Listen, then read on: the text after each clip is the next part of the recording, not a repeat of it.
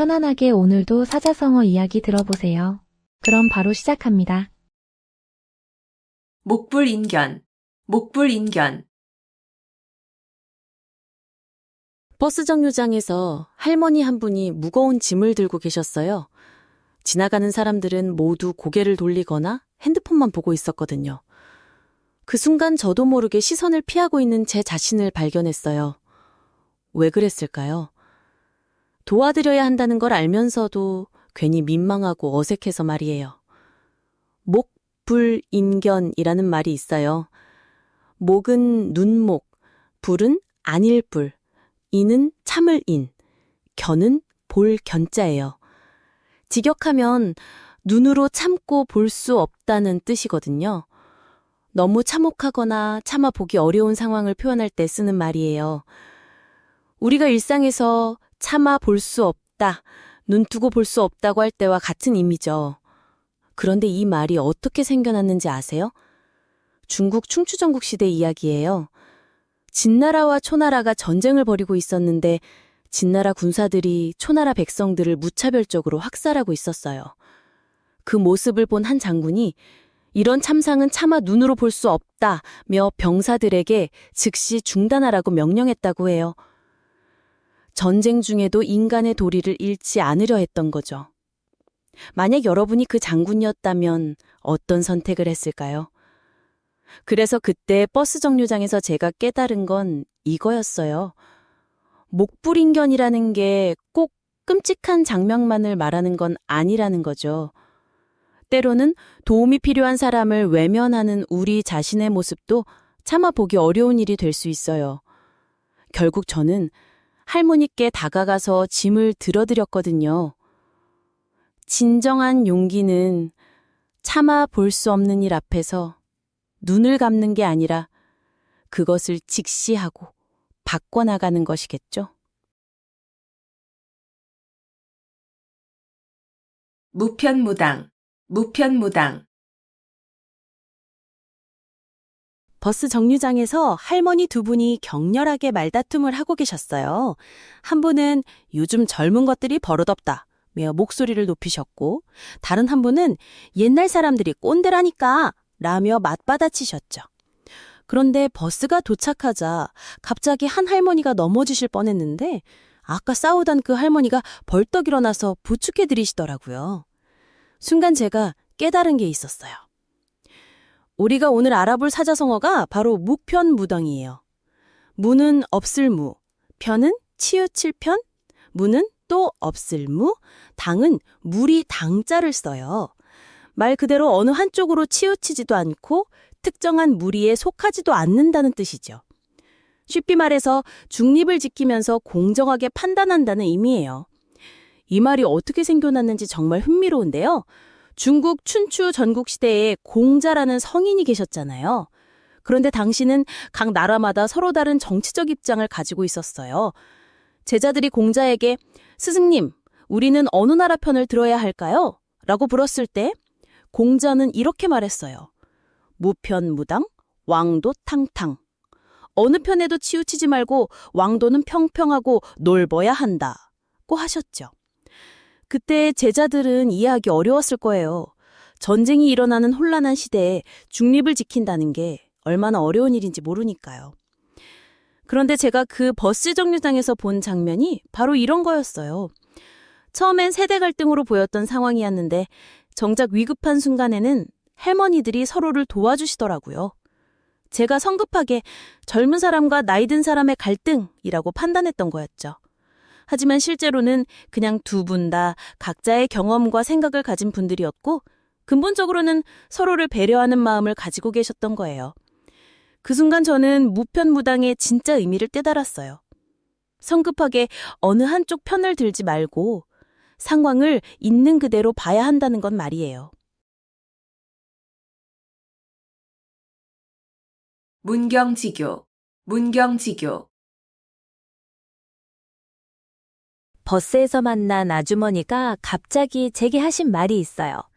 요즘 친구라는 게 뭔지 모르겠어. 다들 자기 이익만 챙기고 진짜 어려울 때는 다 사라져버린다니까. 그러더니 한숨을 풍 쉬시면서 옛날에는 목을 베어도 지킬 수 있는 친구가 있었는데 하시는 거예요. 처음엔 그냥 흘려들었는데 나중에 생각해보니 그 아주머니가 말씀하신 게 바로 오늘 이야기할 사자성어와 딱 맞더라고요. 문경지교. 이 말은 문베일 문에 목형 그리고 지어조사에 사김교를 써서 만든 말이에요. 글자 그대로 풀면 목을 베어도 지킬 수 있는 교우관계라는 뜻인데 쉽게 말하면 생명을 걸고라도 지킬 정도로 깊고 진실한 우정을 말하는 거예요. 정말 어려운 일이 생겨도 심지어 죽음이 닥쳐도 서로를 배신하지 않는 그런 친구 사이를 표현하는 말이죠. 그런데 이 말이 어떻게 생겨났는지 아세요? 중국 전국시대에 인상녀와 연파라는 두 사람의 이야기에서 나온 말이에요. 인상녀는 조나라의 뛰어난 외교관이었고 연파는 용감한 장군이었어요. 처음엔 연파는 인상녀를 못마땅해 했어요. 자기보다 늦게 출세한 문관이 자기보다 높은 자리에 앉은 게 못마땅했던 거죠. 그래서 내가 만나면 꼭 굴욕을 주겠다고 으름장을 놓고 다녔어요. 그런데 인상녀는 어떻게 했을까요? 연파를 피해 다녔어요. 수레로 가다가 연파가 오는 걸 보면 샛길로 돌아가고 조정에서도 연파와 마주치지 않으려고 조심했죠.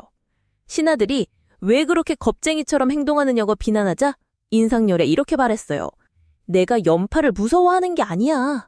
우리가 싸우면 조나라가 약해져서 다른 나라들이 쳐들어올 거야. 나는 나라를 위해서 참는 거야. 이 말을 들은 연파가 얼마나 부끄러웠을까요? 맨몸으로 가시나무를 지고 인상녀에게 가서 무릎을 꿇고 사죄했어요. 그때부터 둘은 죽음도 두려워하지 않는 진정한 친구가 됐다고 해요. 저도 버스에서 만난 그 아주머니 말씀을 듣고 나서 제 주변을 돌아보게 됐어요.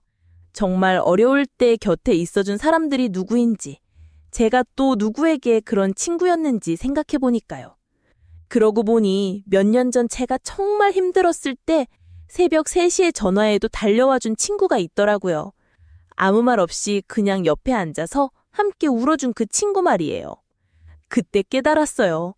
문경지교라는 건 거창한 게 아니라 그냥 서로를 진심으로 아끼는 마음에서 시작되는 거구나. 진정한 우정은 이해관계를 따지지 않는 마음에서 나오는 거였어요. 문일지십, 문일지십. 40살이 되던 해 처음으로 제대로 된 멘토를 만났어요. 그분은 저에게 딱 한마디만 하셨거든요. 너가 왜 그렇게 힘들어하는지 알겠다. 그 순간 저는 소름이 돋았어요. 제가 1시간 동안 설명해도 이해 못하던 사람들이 수두룩했는데 이분은 제 표정 하나만 보고도 제 마음을 꿰뚫어 보신 거예요. 그때 떠오른 말이 바로 문일지십이에요. 문은 들을 문, 일은 하나 일, 지는 알지, 십은 열 십이거든요. 하나를 들으면 열을 안다는 뜻이죠. 보통 우리가 아는 그런 똑똑한 사람을 떠올리잖아요. 문제 하나만 풀어주면 나머지는 다 알아서 척척 해내는 그런 사람 말이에요. 수학 공식 하나만 알려주면 응용 문제까지 다 풀어버리는 그런 친구들이 있었잖아요. 그런데 이 말이 어떻게 생겨났는지 정말 재미있어요. 이건 공자의 제자 자공이 한 말에서 나온 거거든요. 자공이 어느 날 스승인 공자에게 이렇게 물어봤어요. 선생님, 저는 하나를 들으면 둘을 알 수 있는데 다른 제자는 어떤가요? 그러니까 공자가 대답하시길 회는 하나를 들으면 열을 안다 라고 하신 거예요. 여기서 회는 안회라는 제자 이름이에요. 자공이 자신만만하게 질문했는데 완전히 대꿀멍한 상황이 된 거죠. 안회는 정말 특별한 제자였어요. 가난해서 늘 굶주렸지만 학문에 대한 열정만큼은 누구보다 뜨거웠거든요. 공자가 한번 말씀하시면 안회는 그 속에 담긴 깊은 의미까지 모두 이해했어요. 마치 빙산의 일각을 보고도 전체 빙산의 모습을 그려낼 수 있는 그런 통찰력을 가진 사람이었던 거죠. 그 멘토분도 바로 그런 분이셨어요. 저와 딱 한 번 대화를 나누고 나서 이렇게 말씀하시더라고요. 너는 지금까지 남들에게 인정받으려고 너무 애썼구나. 그런데 정작 너 자신은 너를 인정하지 않고 있어. 정말 소름 돋을 정도로 정확했어요. 제가 그동안 왜 이렇게 힘들었는지, 왜 아무리 노력해도 만족스럽지 않았는지 한 방에 꿰뚫어 보신 거예요. 진정한 지혜는 많은 정보를 아는 게 아니라 본질을 꿰뚫어 보는 힘에서 나오는 거더라고요. 미생지신, 미생지신. 벚꽃이 지는 걸 보면서 든 생각이에요. 꽃잎이 하나둘 떨어지는데 그 모습이 왜 이렇게 아름다우면서도 슬픈 걸까요? 떨어지는 꽃잎을 보면서 문득 떠오른 게 있었거든요. 약속이라는 것에 대한 이야기였어요. 오늘 이야기할 사자성어는 미생지신이에요. 미생의 믿음이라는 뜻이죠. 미는 꼬리미, 생은 날생, 지는 어조사지, 신은 믿을 신자예요. 그러니까 미생이라는 사람의 신용, 믿음을 뜻하는 말이거든요. 미생지신은 약속을 목숨보다 소중히 여기는 마음을 표현한 말이에요. 아무리 어려운 상황이 와도 한 번 한 약속만큼은 절대 어기지 않겠다는 그런 굳은 의지를 담고 있죠. 요즘 말로 하면 진짜 신뢰할 수 있는 사람, 믿음직한 사람을 말할 때 쓰는 표현이에요. 그런데 이 말이 어떻게 생겨났는지 아세요? 중국 춘추 시대에 미생이라는 남자가 있었어요. 어느 날 그가 좋아하는 여자와 다리 밑에서 만나기로 약속을 했거든요. 그런데 그날 갑자기 큰 비가 내리기 시작한 거예요. 강물이 불어나면서 다리 밑이 점점 물에 잠기기 시작했어요. 보통 사람이라면 어떻게 했을까요? 당연히 안전한 곳으로 피했겠죠. 그런데 미생은 달랐어요. 그 여자가 오지 않았는데도 불구하고 그 자리를 지켰어요. 물이 무릎까지 차올랐어요.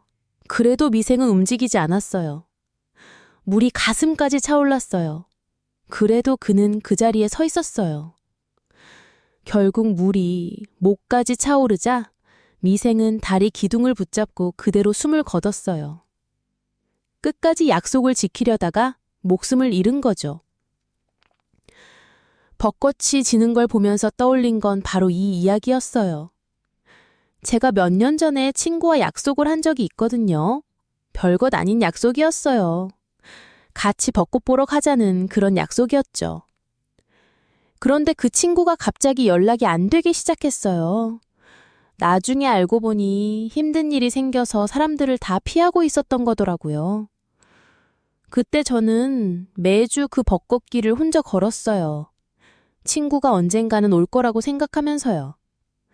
사람들은 저를 바보 같다고 했죠. 연락도 안 되는 사람을 기다린다고요. 하지만 저는 계속 그 길을 걸었어요. 벚꽃이 다 질 때까지요. 결국 그 친구는 오지 않았어요. 하지만 저는 후회하지 않았어요. 약속을 지키려는 제 마음만큼은 진짜였으니까요. 벚꽃이 떨어지는 모습처럼 약속도 때론 이루어지지 않을 수 있어요. 하지만 그 약속을 지키려는 마음만큼은 아름다웠다고 생각해요.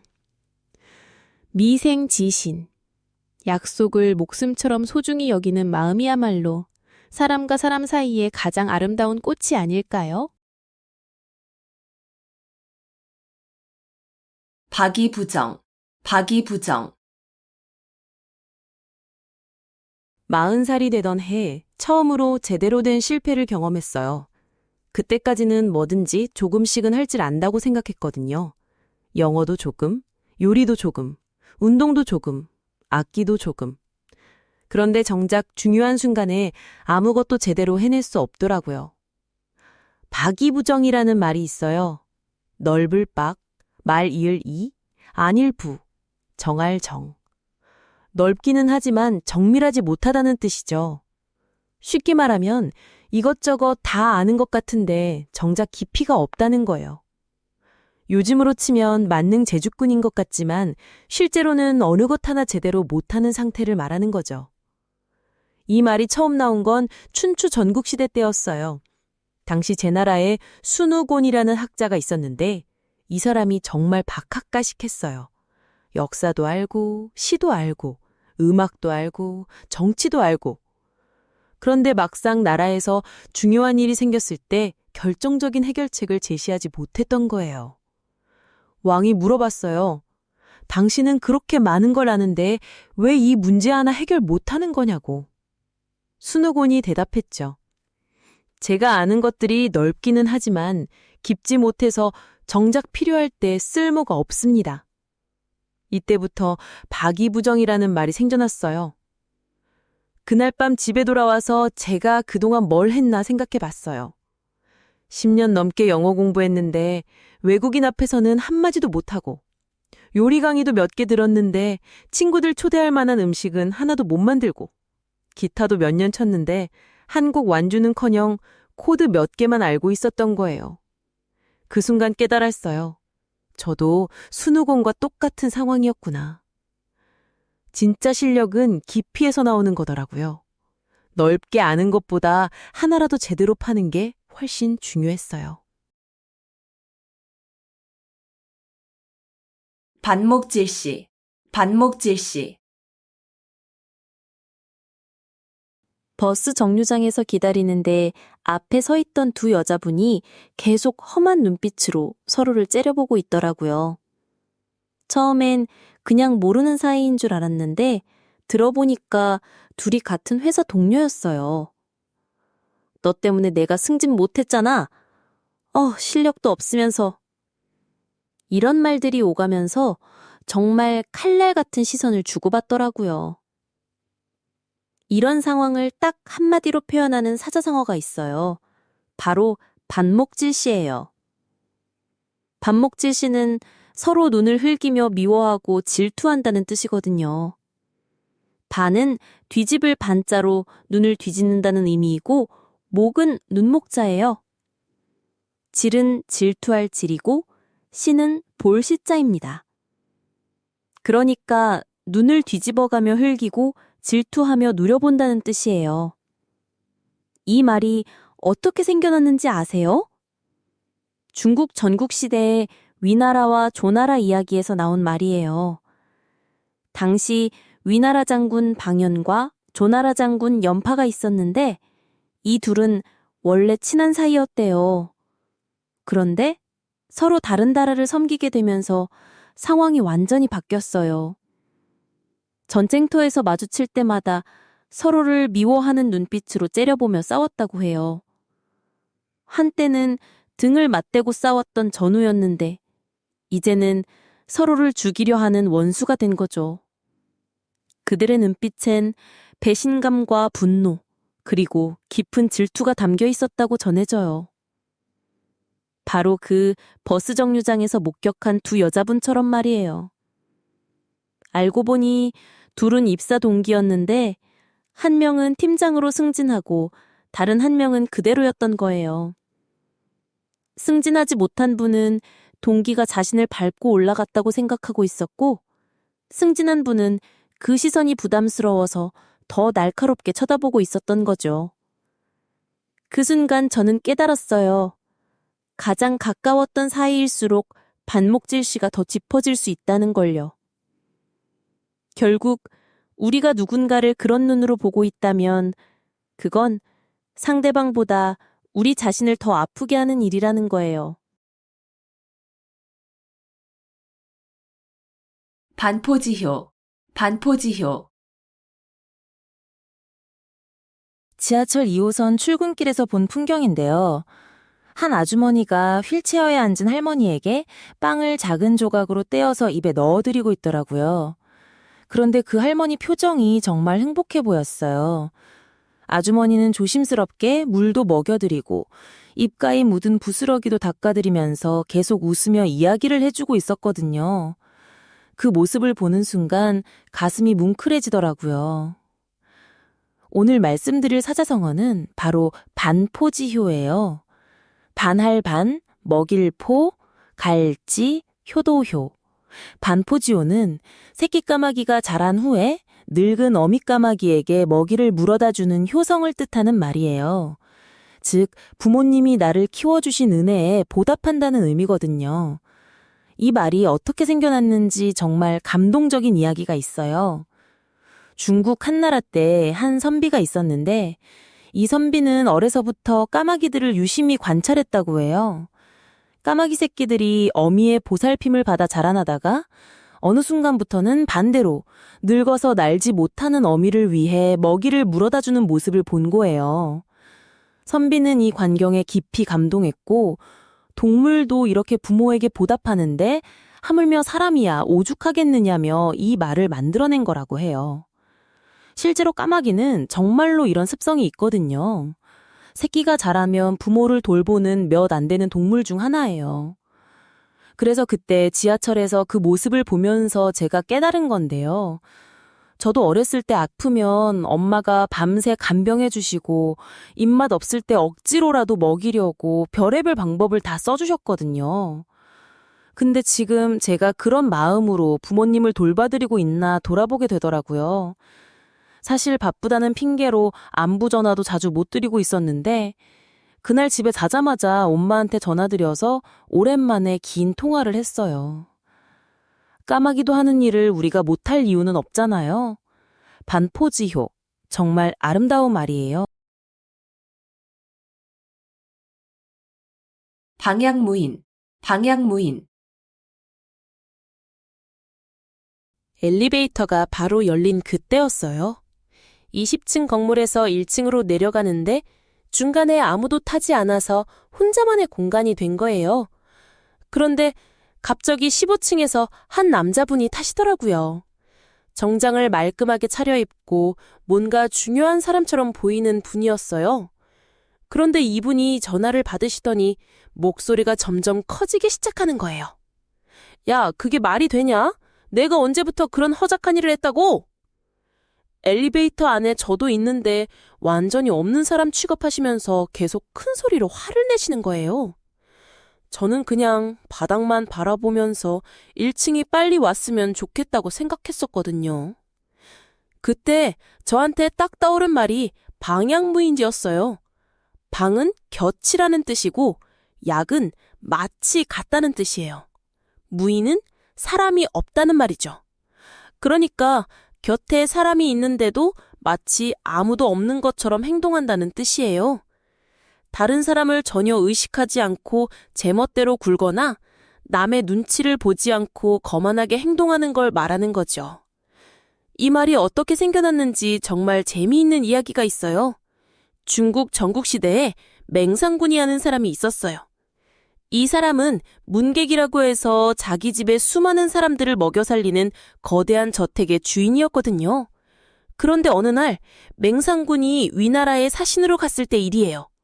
위나라 임금 앞에서 국가 간의 중요한 회담을 하고 있는데 맹상군의 수행원 중 하나가 갑자기 일어나서 춤을 추기 시작한 거예요. 그것도 아주 우스꽝스러운 춤을요. 모든 신하들이 다 보고 있고 임금도 보고 있는데 말이에요. 위나라 사람들은 모두 기가 막혀서 할 말을 잃었죠. 그 수행원은 마치 자기 집 안방에서 혼자 있는 것처럼 아무렇지도 않게 춤을 추고 노래까지 불렀대요. 위나라 임금이 맹상군에게 저 사람이 도대체 뭐 하는 거요? 라고 물었을 때 맹상군은 태연하게 아, 쟤는 원래 그래요. 방향무인이거든요. 라고 대답했다는 거예요. 제가 그 엘리베이터에서 만난 분도 정확히 그런 상태였던 것 같아요. 저라는 사람이 바로 옆에 있는데도 완전히 없는 사람 취급하면서 자기 할 말 다 하시더라고요. 그때 저는 정말 민망했지만 한편으로는 어떻게 저렇게 당당할 수 있을까 싶기도 했어요. 1층에 도착해서 엘리베이터 문이 열렸을 때 그분은 여전히 전화하시면서 나가시더라고요. 그 순간 깨달았어요. 방향무인도 때로는 필요할 수 있겠다는 생각이 들었거든요. 물론 남에게 피해를 주면서까진 안 되겠지만 때로는 남의 시선에 너무 신경 쓰지 않고 당당하게 내 길을 가는 것도 필요하구나 싶었어요. 그래서 지금도 가끔 혼자 엘리베이터를 탈 때면 그때의 일이 생각나요. 적당한 방향무인, 나쁘지 않다는 생각으로 해요. 백년하청, 백년하청. 지하철 2호선 출근길에서 본 풍경이었어요. 매일 똑같은 시간, 똑같은 칸에 타는 사람들이 있거든요. 그런데 이상하게도 그날은 평소와 달리 모든 사람들이 똑같은 표정을 하고 있더라고요. 지친 표정, 무기력한 눈빛, 마치 언제까지고 이 일상이 반복될 거라는 체념이 얼굴에 그대로 드러나 있었어요. 그 순간 떠오른 말이 바로 백년하청이었어요. 백년하청이라고 쓰는데요. 백은 백년을 뜻하고 년은 해를 뜻해요. 하는 황하강을 말하고 청은 막다는 뜻이거든요. 그러니까 황하강이 맑아지려면 100년은 걸린다는 뜻이에요. 좀 더 쉽게 말하면 절대 일어날 수 없는 일, 불가능한 일을 가리키는 말이죠. 그런데 이 말이 어떻게 생겨났는지 아세요? 춘추장국 시대로 거슬러 올라가야 해요. 당시 제나라에 공자의 제자 중 하나인 자로라는 사람이 있었어요. 자로는 성격이 급하고 직선적인 사람이었거든요. 어느 날 공자에게 물었어요. 스승님, 제가 선정을 베풀면 얼마나 걸려야 백성들이 저를 따를까요? 공자가 답했죠. 그건 황하가 맑아질 때까지 걸릴 거야. 황하강은 워낙 흙탕물이 많아서 늘 누런비까지 읽거든요. 그러니까 공자는 돌려서 그런 일은 절대 불가능하다고 말한 거예요. 그 지하철에서 제가 깨달은 건 이거였어요. 사람들이 포기한 표정을 짓고 있던 이유가 바로 이 백년하청 때문이었다는 거죠. 내 인생이 바뀔 가능성, 더 나은 삶을 살 수 있을 가능성을 아예 포기해버린 거예요. 황하가 맑아지는 일처럼 불가능하다고 여기면서 말이에요. 하지만 정말 재미있는 건 2000년대 들어서 중국이 황하강 정화 사업을 대대적으로 벌이면서 실제로 황하강 물이 많이 맑아졌다는 거예요. 불가능해 보였던 일이 결국 이루어진 셈이죠. 백아절연, 백아절연. 여러분, 제 핸드폰이 말을 한다면 뭐라고 할까요? 아마 이렇게 말하지 않을까 싶어요. 너는 나를 정말 알고 있니? 매일 나를 만지면서도 내 진짜 마음을 아는 걸까? 웃기죠?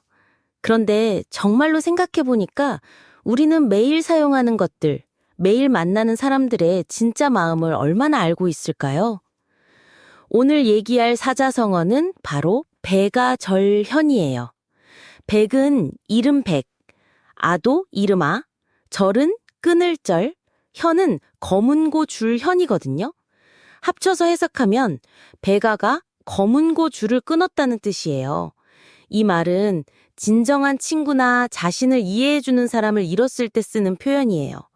마치 음악가가 자신의 음악을 진정으로 알아듣는 사람이 사라지자 더 이상 연주할 의미를 찾지 못하는 것처럼요. 그런데 이 말이 어떻게 생겨났는지 아세요?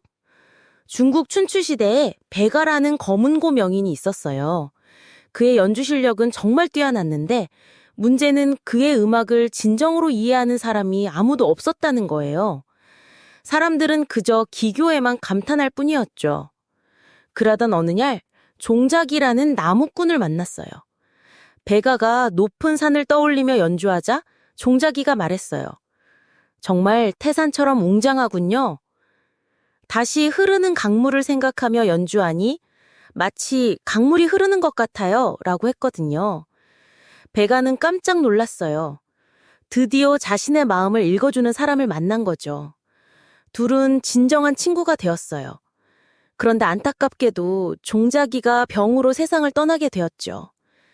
백아는 더 이상 자신의 음악을 이해해줄 사람이 없다며 검은 고줄을 끊어버리고 평생 다시는 연주하지 않았어요.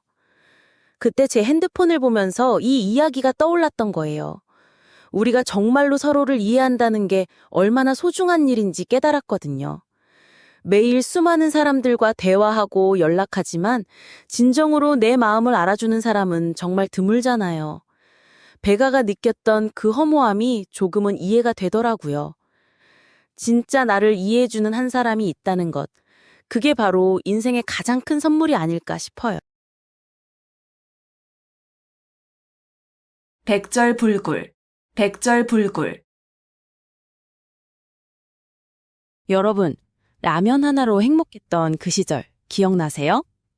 저는 25살 때 통장에 3만 원밖에 없던 그날이 있었어요.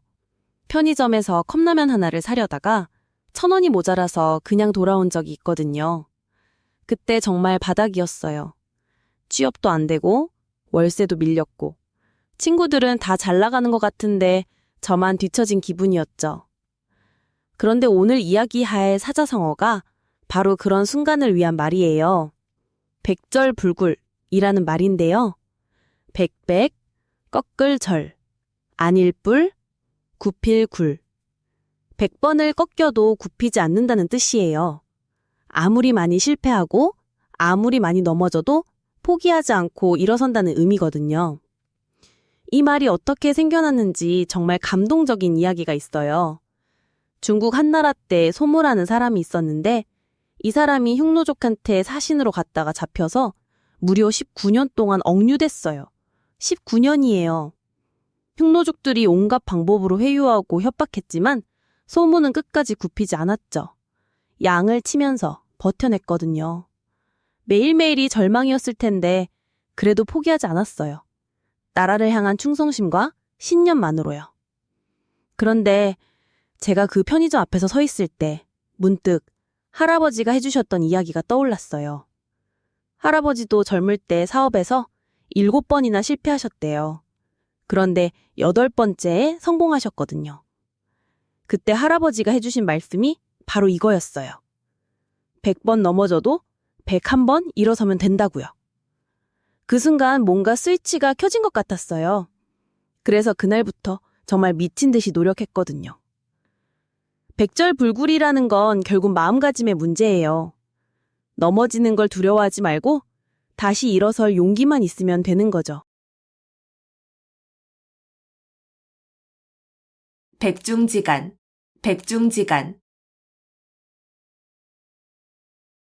개고양이 2마리가 담벼락 위에서 마주보고 있더라고요. 서로 한 발짝도 물러서지 않고 그렇다고 먼저 공격하지도 않고 그 팽팽한 긴장감이 뭔가 익숙하다 싶었는데 바로 제 상황과 똑같았거든요. 백중지간이라는 말 들어보셨나요? 백은 맏형 백, 중은 둘째 중, 지간은 사이 지혜, 사이 간이에요. 맏형과 둘째 사이라는 뜻인데 형제 중에서 누가 더 낫다고 할 수 없을 만큼 실력이나 능력이 비슷할 때 쓰는 말이에요. 요즘 말로 하면 독인 객인이나 막상막하와 같은 의미죠. 그런데 이 말이 어떻게 생겨나는지 아세요? 중국 한나라 때 이야기인데요. 어떤 집안에 형제가 있었는데 맏형은 백이라 불리고 둘째는 중이라 불렸어요. 그런데 이 형제가 정말 똑똑하고 능력이 뛰어났거든요. 맏형이 시를 지으면 둘째도 똑같이 훌륭한 시를 지어내고 둘째가 정치적 견해를 말하면 맏형도 그에 못지않은 통찰력을 보여줬죠. 주변 사람들이 누가 더 뛰어나냐 하고 물어봐도 답할 수가 없었어요. 그래서 사람들이 백과 중 사이에서 누가 더 낫다고 할 수 있겠느냐며 백중지간이라고 했던 거예요. 그 길고양이들을 보면서 문득 떠올린 게 작년에 제가 겪었던 일이었어요. 회사에서 승진 기회가 생겼는데 저랑 동기 한 명이 경쟁하게 됐거든요. 둘 다 실력도 비슷하고 성과도 엇비슷하고 상사들도 누구를 선택해야 할지 고민이 많았죠. 그때 저는 그 동기를 이기려고 정말 악착같이 노력했어요. 밤 늦게까지 일하고 새로운 아이디어도 계속 내고. 그런데 알고 보니 그 친구도 똑같이 하고 있더라고요. 결국 우리 둘 다 지쳐가고 있었는데 어느 날 그 친구가 먼저 손을 내밀었어요. 우리가 서로 경쟁자라고 생각했는데 사실은 서로를 더 발전시켜주는 동반자였구나 라고 하더라고요. 진짜 실력이 비슷한 사람들 사이에서는 경쟁보다 협력이 더 큰 힘을 만들어낸다는 걸 그때 깨달았어요. 백중지세, 백중지세. 여러분, 엘리베이터가 바로 열린 그때가 있잖아요. 버튼 누르자마자 딱 열리는 그 순간 말이에요. 그런데 어제 회사에서 정말 신기한 일이 있었거든요. 저랑 동기가 똑같이 승진 발표를 기다리고 있었는데 둘 다 엘리베이터 앞에서 마주쳤어요. 그런데 엘리베이터 문이 열리는 순간 둘 다 망설이더라고요. 누가 먼저 들어갈까 하면서요. 오늘 얘기할 사자성어는 바로 백중지세예요. 백은 맏형 백, 중은 둘째 중, 지는 갈지, 세는 기세 세자거든요. 그러니까 맏형과 둘째 기세라는 뜻인데 이게 무슨 말이냐면 서로 비슷비슷해서 우열을 가리기 어렵다는 의미예요. 마치 형제가 키재기를 하는데 고이 똑같아서 누가 더 큰지 모르겠는 그런 상황이죠. 그런데 이 말이 어떻게 생겨났는지 정말 재미있는 이야기가 있어요. 중국 한나라 때 반고라는 역사가가 쓴 한서라는 책에 나오는 얘기거든요. 그 시절에 하후영이라는 장군과 조충국이라는 장군이 있었는데 이 두 사람이 정말 실력이 비슷했대요. 하후영은 용맹함으로 유명했고 조충국은 지략으로 유명했어요. 그런데 문제는 둘 다 너무 뛰어나서 황제가 누구를 더 중요한 자리에 앉힐지 고민이 되는 거예요. 마치 축구팀에서 2명의 에이스 선수가 있는데 둘 다 너무 잘해서 누구를 주장으로 할지 모르겠는 그런 상황이었죠. 결국 황제는 이렇게 말했대요. 저 두 사람은 백중지세구나. 맏형 둘째 구분이 안 갈 정도로 비슷하다는 거였어요. 그래서 그때 제가 깨달은 건데요. 동기랑 저랑 정말 실력이 비슷했거든요. 입사 동기에 성과도 비슷하고 심지어 상사들한테 받는 평가도 거의 똑같았어요. 그런데 승진 발표 날 결국 둘 다 승진이 됐더라고요. 나중에 부장님이 그러시더라고요. 너희 둘은 정말 백중지세라서 한 명만 뽑을 수가 없었다고요. 어쩌면 경쟁이라는 게 꼭 이기고 지는 게 아니라 서로를 더 좋은 방향으로 끌어올리는 것일지도 모르겠어요. 백척간두, 백척간두. 여러분, 아침에 일어나서 양치질하다가 갑자기 손이 멈췄어요. 거울 속 제 모습이 말을 거는 것 같더라고요. 너 지금 뭐 하고 있냐고. 이렇게 안전한 곳에만 있으면서 언제까지 그럴 거냐고. 칫솔을 든 손이 떨리면서 문득 깨달았거든요. 제가 너무 편안한 곳에서만 살고 있다는 걸. 오늘 얘기해드릴 사자성어는 백척간두예요. 백은 일백, 척은 자라는 뜻, 간은 장대, 두는 머리라는 의미거든요. 그러니까 백자 높이의 장대 끝에 서 있다는 뜻이에요. 상상해보세요. 30m가 넘는 높은 장대 위에 아슬아슬하게 서 있는 상황을 한 발짝만 잘못 디뎌도 추락할 수 있는 그런 위험한 순간 말이에요. 그런데 이 말이 어떻게 생겨났는지 아세요? 중국 송나라 때 경덕전 등록이라는 책에 나오는 이야기예요. 한 스님이 제자에게 물었어요. 백척간두에 앉은 사람이 어떻게 한 걸음 더 나아갈 수 있겠느냐고. 제자가 대답했죠. 그 높은 곳에서도 더 나아가야 한다고. 그래야 진정한 깨달음을 얻을 수 있다고. 스님은 웃으며 고개를 끄덕였어요. 바로 그거라고. 아무리 높은 곳에 올라도 거기서 만족하면 안 된다고. 그때 거울 앞에서 든 생각이 바로 이거였어요. 저는 그동안 안전한 일만 골라서 했거든요. 실패할 확률이 낮은 것들만, 남들 눈에 괜찮아 보이는 것들만. 그런데 그날 아침 깨달았어요. 제가 서 있는 곳이 사실은 백척간두였다는 걸. 더 이상 여기 머물러 있으면 진짜 떨어질 수도 있겠다는 걸.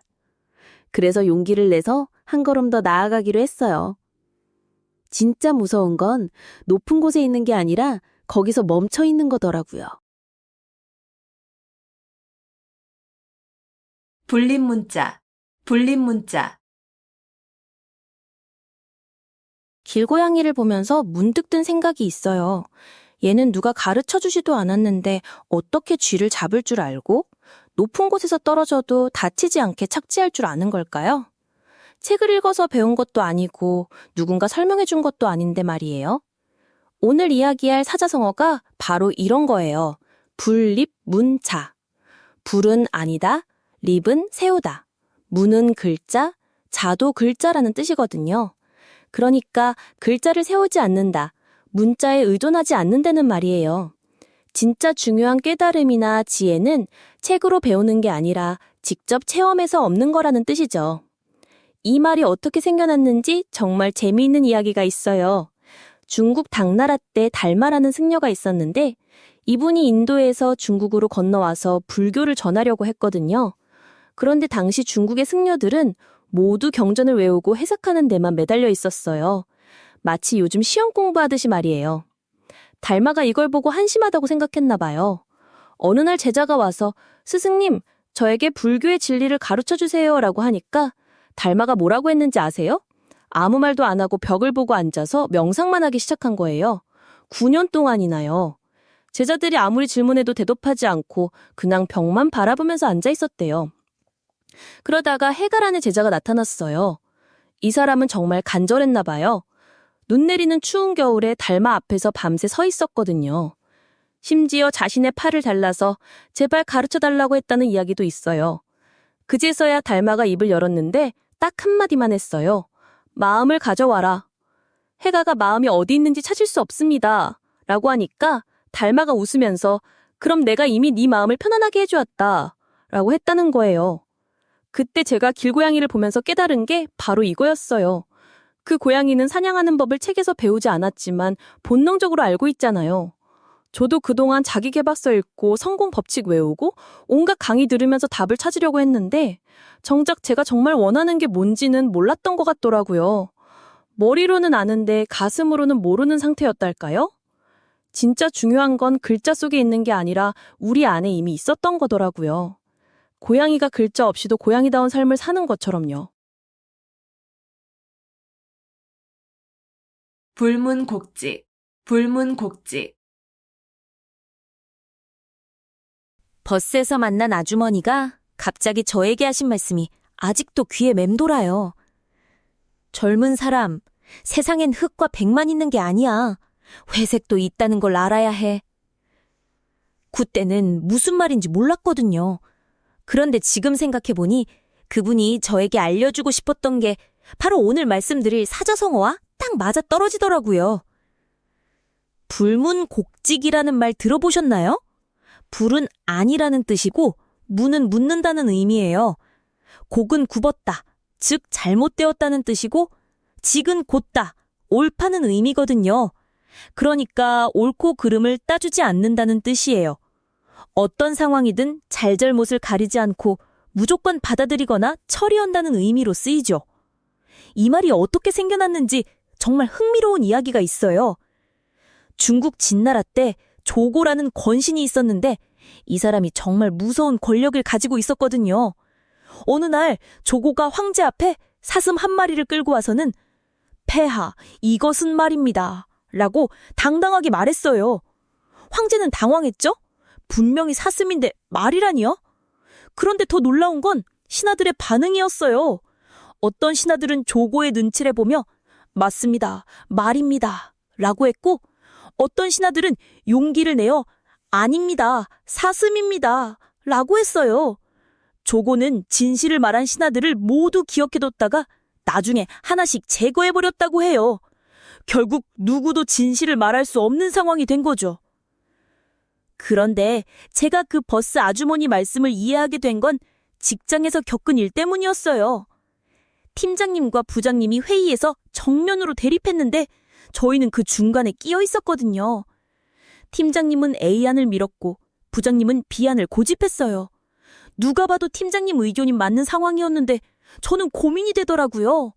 진실을 말하면 부장님 기분이 상할 테고 부장님 편을 들면 양심에 걸리고요. 그때 문득 그 아주머니 말씀이 떠올랐어요. 저는 양쪽 다 듣지 않기로 했어요. 대신 두 분 의견 모두 일리가 있으니 데이터를 더 모아서 객관적으로 판단해보면 어떨까요? 라고 했죠. 그렇게 시간을 벌면서 자연스럽게 상황이 정리되더라고요. 세상에는 정말 선택하기 어려운 순간들이 있어요. 그럴 때는 무작정 판단하려 하지 말고 때로는 한 발짝 뒤로 물러서는 지혜도 필요한 것 같아요. 불생불멸, 불생불멸. 여러분, 제 핸드폰이 말을 한다면 뭐라고 할까요? 아마 이런 말을 하지 않을까 싶어요. 주인님, 저 좀 그만 만지세요. 하루 종일 손가락으로 쿡쿡 찌르시는데 정말 피곤해요. 웃긴 상상이죠? 그런데 핸드폰을 보면서 문득 이런 생각이 들었거든요. 이 작은 기기 안에 담긴 정보들, 사진들, 메시지들은 과연 언제 생겨났다가 언제 사라질까요? 오늘 이야기할 사자성어는 바로 불생불멸이에요.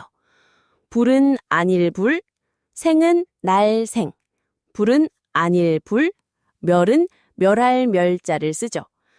그러니까 나지도 않고 멸하지도 않는다는 뜻이에요. 처음 들으면 좀 이상하죠. 세상 모든 게 태어나고 죽는데 나지도 않고 죽지도 않는다니요.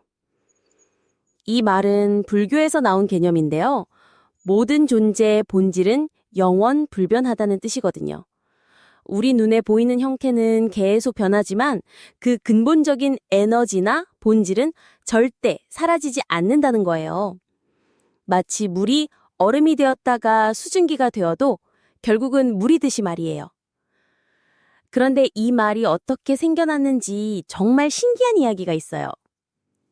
옛날 인도에 한 왕자가 있었는데 이 왕자가 바로 부처가 되신 분이거든요. 왕자였을 때는 궁궐에서 호화롭게 살았지만 어느 날 궁 밖으로 나가서 늙고 병들고 죽어가는 사람들을 보게 됐어요. 그때 충격을 받았죠. 이 모든 고통과 죽음은 대체 뭘까? 정말 끝이 없는 걸까? 고민하다가 결국 왕자의 자리를 버리고 수행의 길을 떠났어요. 몇 년간의 깊은 명상 끝에 깨달은 게 바로 이거였어요. 죽음이라고 생각했던 것도 사실은 다른 형태로의 변화일 뿐이고 우리의 진짜 본질은 절대 없어지지 않는다는 걸 말이에요. 그래서 그때 제가 핸드폰을 보면서 깨달은 건데요. 제 안에 저장된 모든 추억들, 지나간 시간들, 심지어 제 자신도 마찬가지인 거예요. 몸은 늙고 변하지만 제가 가진 마음의 에너지, 사랑했던 기억들, 누군가에게 전했던 따뜻함들은 절대 사라지지 않더라고요. 다만 다른 형태로 계속 이어져 나갈 뿐이죠. 결국 우리가 두려워하는 건 변화가 아니라 영원함이었던 거예요. 모든 건 계속 흘러가고 이어지니까요. 불원천리, 불원천리. 버스에서 만난 아주머니가 갑자기 저에게 말을 걸었어요. 젊은이, 어디까지 가는 거야? 저는 부산까지요. 라고 대답했는데 그분이 깜짝 놀라시더라고요. 서울에서 부산까지? 그런데 왜 버스로 가? 저는 비행기 표가 없어서요. 라고 했거든요. 그런데 그분이 하신 말씀이 지금도 기억에 남아요. 거리가 문제가 아니구나. 마음이 문제지. 여러분, 오늘 이야기할 사자성어가 바로 이런 마음을 담고 있어요. 불원천리라는 말인데요. 불은 아니다. 원은 멀다. 천은 천. 리는 리예요. 즉, 천리를 멀다고 여기지 않는다는 뜻이거든요. 천리면 대략 400km 정도인데 서울에서 부산까지가 딱 그 정도 거리예요. 옛날 사람들에게 천리는 정말 엄청난 거리였을 텐데 그걸 멀다고 생각하지 않는다니 대단하죠? 그런데 이 말이 어떻게 생겨났는지 아세요? 이건 맹자라는 사상가와 관련된 이야기예요. 준주 전국시대에 제나라에 선왕이라는 임금이 있었어요. 이 왕이 정치를 잘하고 싶어서 천하의 현인들을 찾고 있었거든요. 그때 맹자가 살던 곳은 추나라였는데 제나라에서 추나라까지가 정확히 천리였어요. 선왕의 신하들이 말했어요.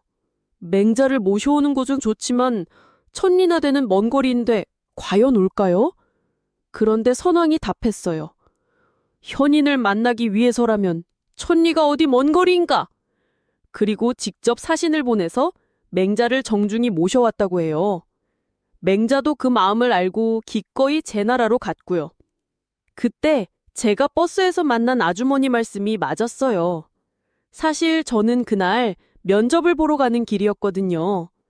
정말 가고 싶었던 회사였는데 항공편이 다 취소되는 바람에 급하게 버스를 탄 거였어요.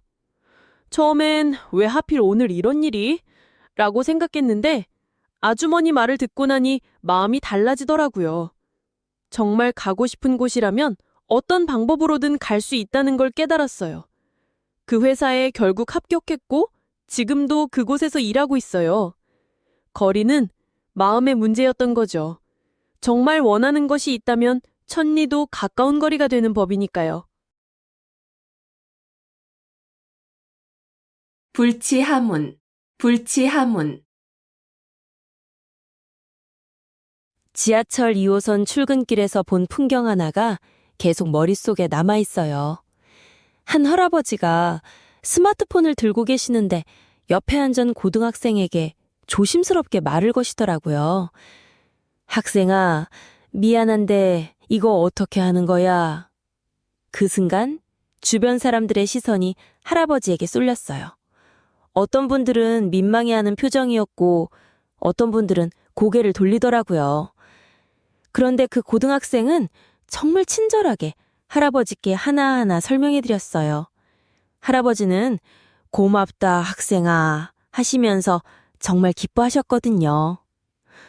오늘 이야기할 사자성어가 바로 불치하문이에요.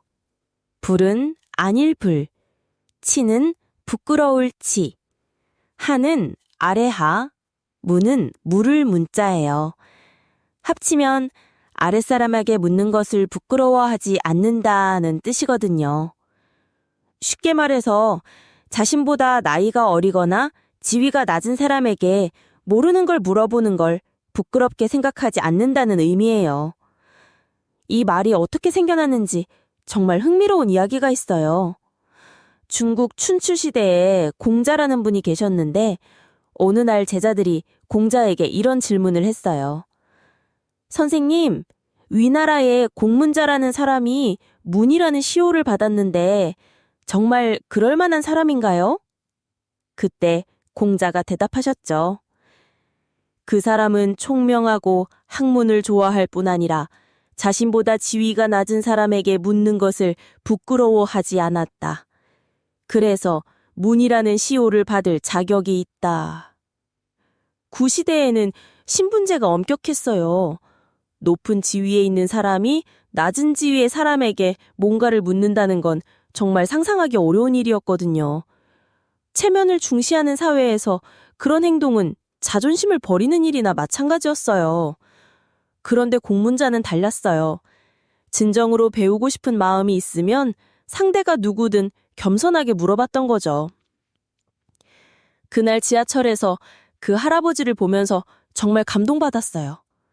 그분도 분명 부끄러우셨을 거예요. 손잡벌이라는 학생에게 스마트폰 사용법을 묻는다는 게 쉬운 일은 아니잖아요. 그런데 배우고 싶다는 마음이 더 컸던 거죠. 그 모습이 정말 아름다웠어요. 저도 그때 깨달았거든요. 진짜 현명한 사람은 나이나 지위에 상관없이 배울 수 있는 사람이구나. 배움에는 정말 끝이 없고 가르침은 어디서든 올 수 있어요. 그 할아버지처럼 겸손한 마음으로 살아간다면 세상 모든 사람이 우리의 스승이 될 수 있을 거예요.